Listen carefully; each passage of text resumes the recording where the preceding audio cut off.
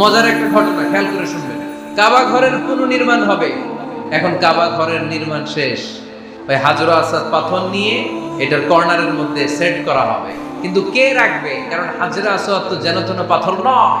মক্কার 4 নেতা বলে এই সম্মান আমরা হাতছাড়া করতে চাই না, কেউ এই পাথরে হাত দিতে পারবে না, কেউ মীমাংসায় যেতে পারে না। এক মুরব্বী বলে, থাক আজকের জন্য এখানেই, সবার মুলতবি, আগামী দিনে এই মসজিদুল হারামের দরজা দিয়ে প্রথম যে ঢুকবে সে সিদ্ধান্ত দিবে।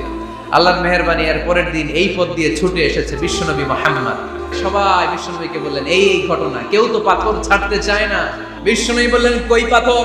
জান্নাতারে বললেন, ও জান্নাতা, কাপড়ের 4 কর্নারে তোমরা ধরো। বিশ্বনবী নিজ হাতে পাথরটা নিয়ে কাপড়ের মাঝখানে রেখে দিলেন। এবার বিশ্বনবী আগে আগে যায়, কাবার কাছে যে বিশ্বনবী আবার নিজ হাতে পাথরটা তুললেন, আবার নিজ হাতে কাবার ভেতরে রেখে দিলেন। পড়েন সুবহানাল্লাহ।